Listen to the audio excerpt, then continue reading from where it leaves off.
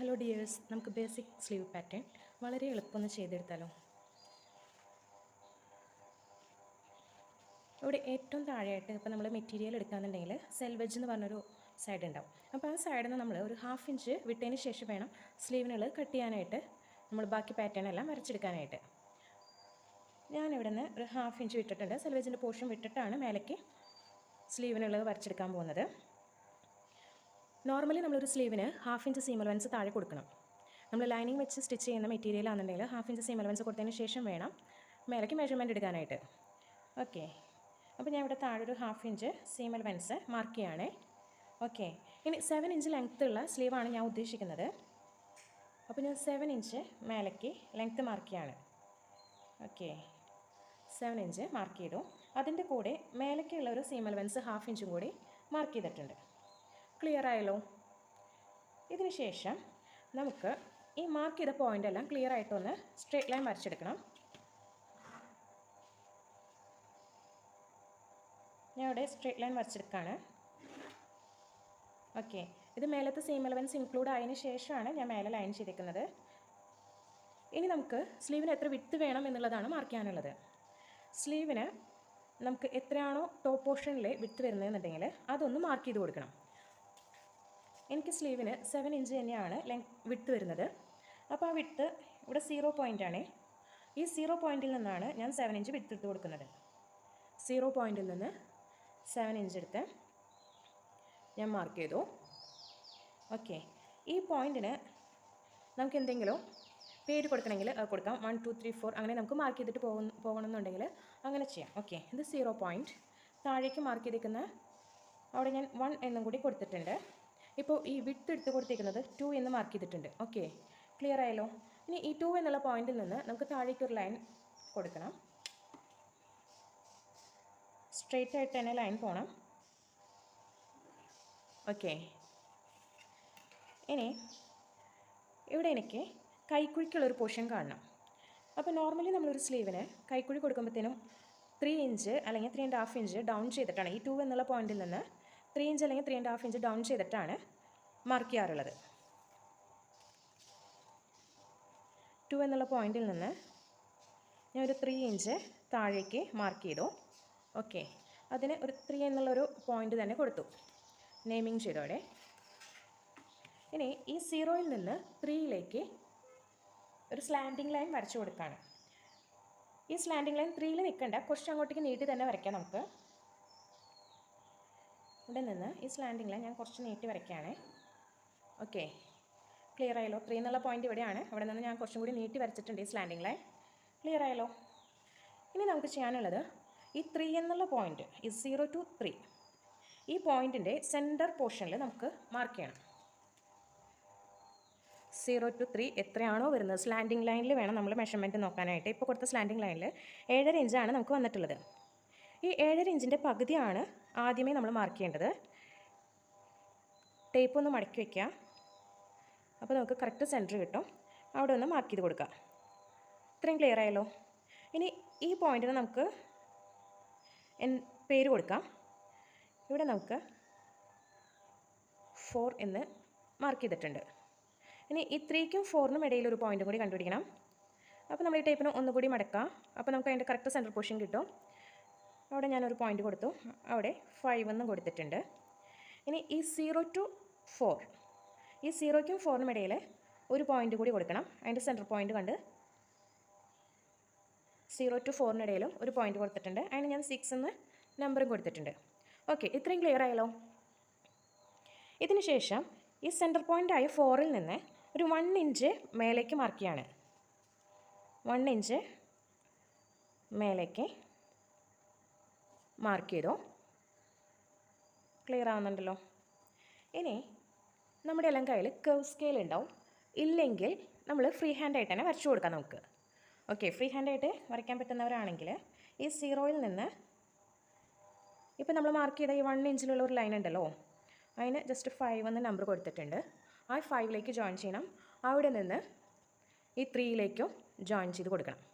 Curve ചെയ്തെടുക്കണം വേണ്ടി 0 5 3 ഈ 3 പോയിൻറ്റ്സ് ജോയിൻ ചെയ്തെടുക്കുക. അതിനുശേഷം കർവ് സ്കെയിൽ എടുക്കാം.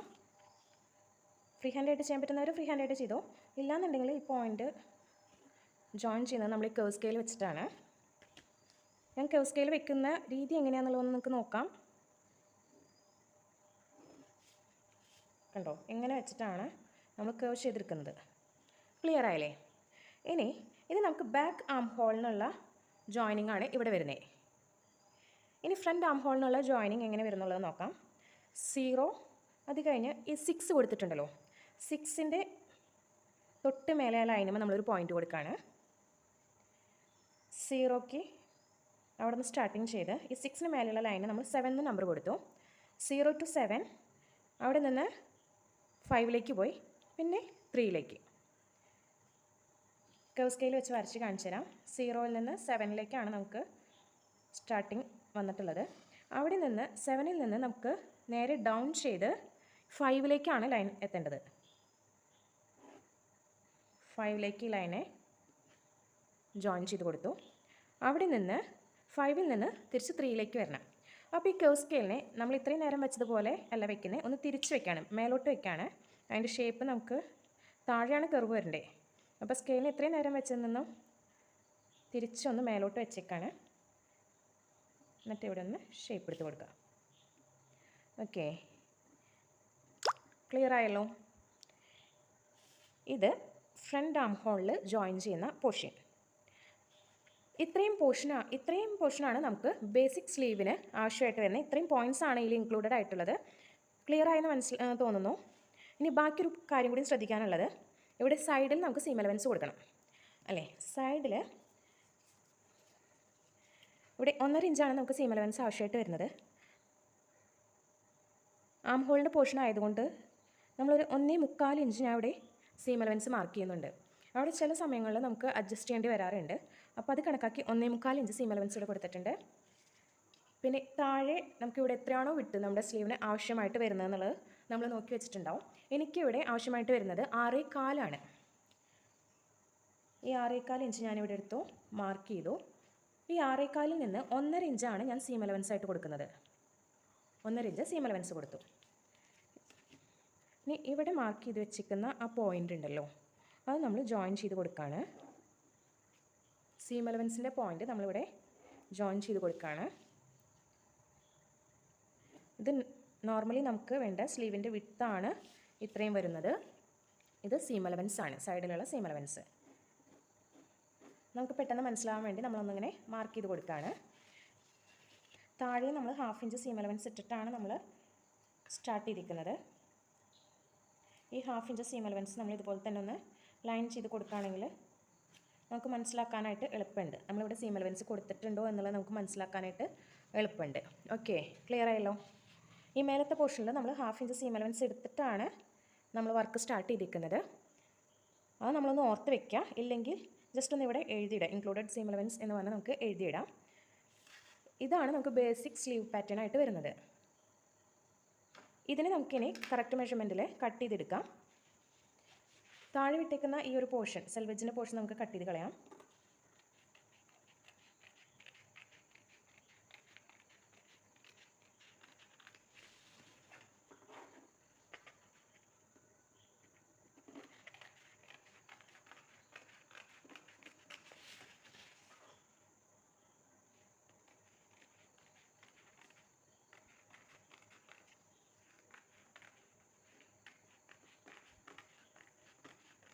ആദ്യം ബാക്ക് പോർഷനാണ് നമ്മൾ കട്ട് ചെയ്തെടുക്കുന്നത്. ക്ലിയർ ആയല്ലോ? കട്ട് ചെയ്ത് പോകുമ്പോൾ നമുക്കിവിടെ നമ്മൾ മാർക്ക് ചെയ്തത് പോവാതിരിക്കാൻ ജസ്റ്റ് ഒന്ന് ഉള്ളിലേക്ക് മാർക്കിട്ട് കൊടുക്കാം കേട്ടോ.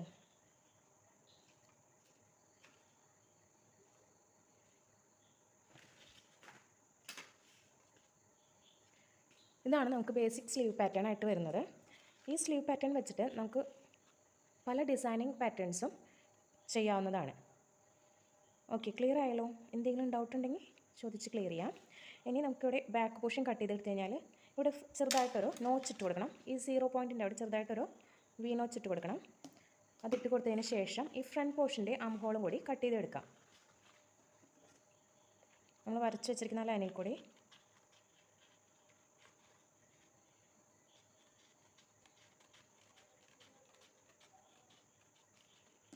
കട്ട് ചെയ്തെടുത്തു.